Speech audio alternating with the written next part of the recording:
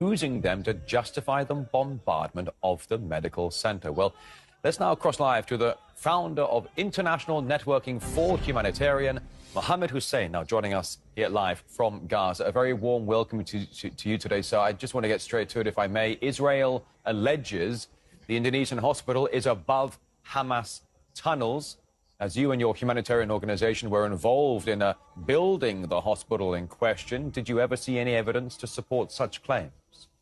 First of all, I have to tell you that I was one of the team that built this hospital. We built the hospital since 2011 until 2014. So we provide everything. Every single day, we were in the site of this hospital. And I can tell you exactly there are no any evidence that support this claim. All right.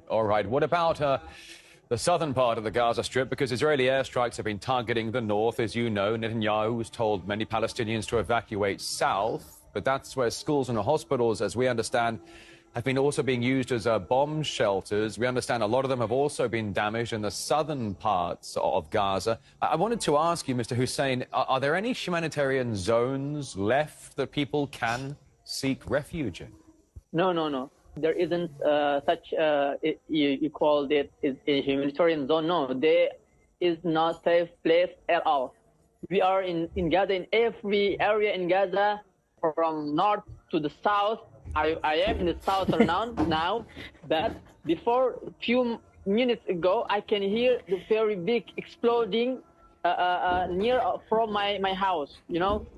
Besides that, after some of northern Gaza came to south, the number of the killing in the south is very, very much larger than the northern area. So I can tell you simply that there is no safe zone in Gaza, and we are now just waiting for our turn to be killed and to be next victim. Well, that's just an awful thing to say, Mr. Hussein, and I hope you're going to be wrong, and I hope you're going to stay safe in that region. As you said there are no safety humanitarian zones left anymore. I saw a report earlier today, unconfirmed, but I saw a report saying 18 hospitals across Gaza are no longer functioning or rest in ruin. Over the past weekend, Mr. Hussein, we have seen unprecedented protests all around the world, from Latin America to Europe to Africa, even all the way to Indonesia, with huge protests happening there as well. People are supporting the Palestinians. They are protesting what the UN has called Israeli war crimes. Why is it that so much of the world seems to be talking in a united voice, but one very small part of the world, the United States and Israel, don't seem to be hearing the chorus? Yeah, I think it's very clear, because this world, this government of the world is designed to be a part of this occupation. We know that it's no more a secret that the United Nations is also part of this occupation. America, with his veto, also part of this occupation. So we don't have to feel strange when we find this reality that no country can do what they want, because actually we can say that Gaza is the only area that's free from this occupation. Each country in the world are occupied by America, by Israel, by Zionists, except Gaza. That's why the people cannot punish this Zionism. They cannot stop this bombing, because Israel maybe feels that they are above everything. No one can touch me, so I can do what I want. We are very sorry to hear that, but that is the fact today. I appreciate you saying that, Mr. Hussein, because it's a very strong comment to say on international television, but we're very grateful to have you here spending your time with us. I wanted to ask you, if you go online right now to some of the American press and some of the British press, you know what they do? They post pictures of Gaza in ruin, and then they have a headline saying Israelis suffering. Well, they post a picture of Palestinians digging their loved ones out of the rubble of destroyed buildings, and it says Israelis rescuing their loved ones.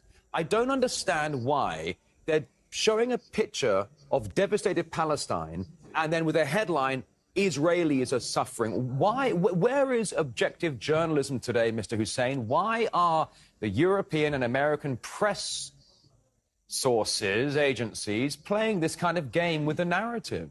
Yeah, when I told you that everything is designed, include media, because we know well that this occupation already take control most of media in the world. They pay them and they use them to spread this propaganda, and they try to mislead each of us in this world with this, classic narrative, classic word, classic title. I can tell you, you don't have to feel strange about all of this.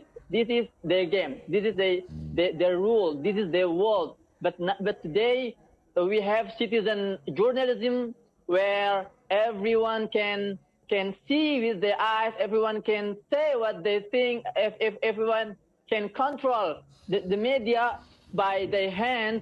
So I think this paper power start to control this media, despite those media that were ruled by Western country. Meantime, numerous rolling blackouts across Gaza, no internet connections as well across many areas on a daily basis. So it's difficult to get the information out as to exactly what is happening so that people don't have to just trust the mainstream narrative. A founder of International Networking for Humanitarian, Mohammed Hussein. What an enlightening conversation, very refreshing.